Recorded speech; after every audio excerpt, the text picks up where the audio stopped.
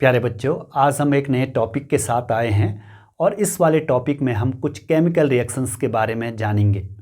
तो सबसे पहले हमने एक केमिकल रिएक्शन ली है, डिस्प्लेसमेंट रिएक्शन। इसको डिफाइन कैसे करेंगे?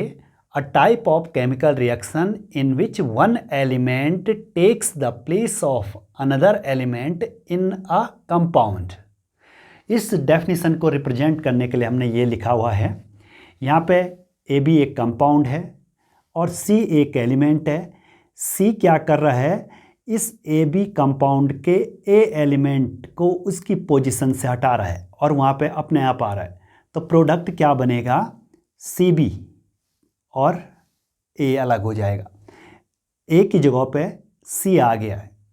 तो इस तरीके की रिएक्शंस को कहते हैं डिस्प्लेसमेंट रिएक्शन। हमने डिस्प्लेसमेंट रिएक्शन के कुछ एग्जाम्पल्स लिए हैं। पहला example CuSO4 plus Fe।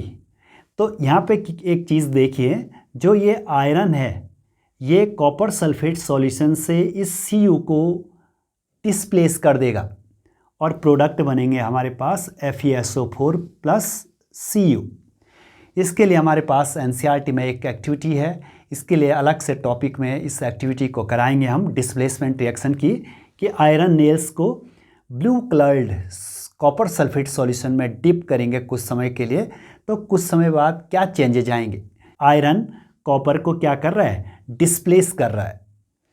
Second example, copper sulphate plus zinc gives ZnSO4 plus Cu।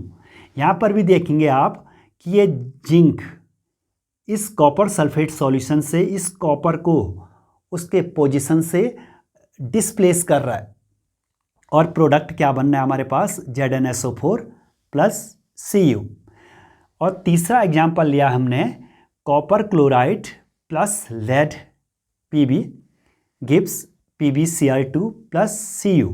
यहाँ पर भी सेम हो रहा है कि ये जो लेड है ये इस कॉपर को कॉपर क्लोराइड के सॉल्यूशन से डिस्प्लेस कर रहा है। यहाँ पे आपको एक बात याद रखनी है कि जो डिस्प्लेस करेगा वह मोर रिएक्टिव होगा और जो डिस्प्लेस होगा वो लेस रिएक्टिव होगा। इसका मतलब ये हुआ कि आयरन Fe इस कॉपर से ज़्यादा रिएक्टिव है, Zn इस कॉपर से ज़्यादा रिएक्टिव है, Pb इस कॉपर से ज़्यादा रिएक्टिव है। इसीलिए ये इस कॉपर को उसकी पोजीशन से क्या कर रहे हैं? डिस्प्लेस कर रहे हैं।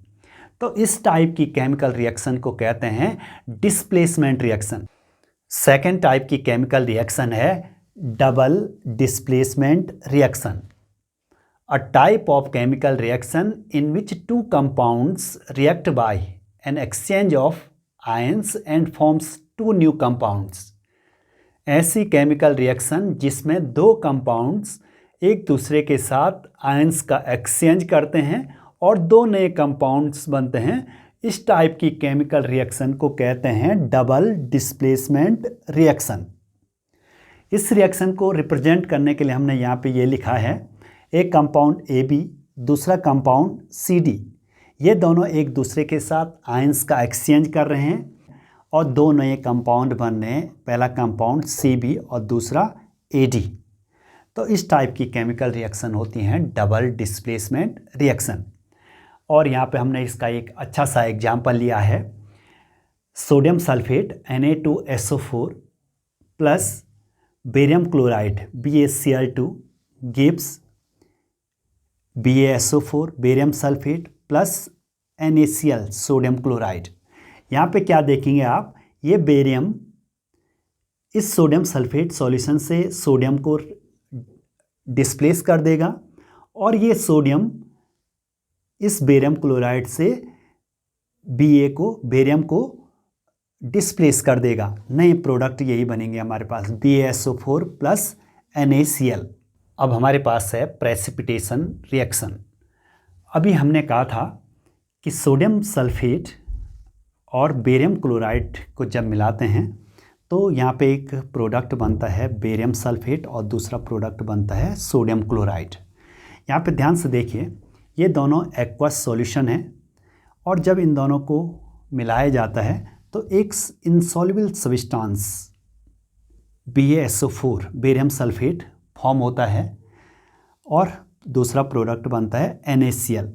तो इस वाली रिएक्शन में देखेंगे आप कि एक ऐसा प्रोडक्ट बन रहा है जिसको हमने कहा इनसॉल्युबल है।